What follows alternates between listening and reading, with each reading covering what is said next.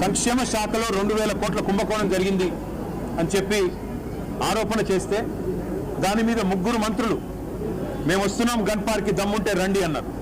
హరీష్ రావు గారు బయలుదేరితే మరి వాళ్ళే పోలీసు వాళ్ళకి ఫోన్ చేసి మరి భయపడ్డారేమో.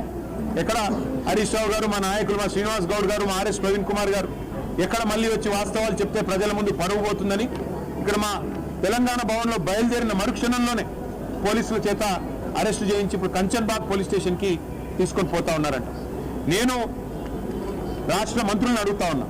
ఒక మంత్రి ఏమో తెలంగాణ భవన్కి వస్తా అంటాడు, పారిపోతాడు. 3 మంత్రులేమో రండి గన్ పార్క్ అంటారు. మా వాళ్ళు గన్ పార్క్ బయలుదేరితే మా నాయకులు మీరు మమ్మల్ని అరెస్టులు చేయిస్తారు. ఇంత భయం ఎందుకు?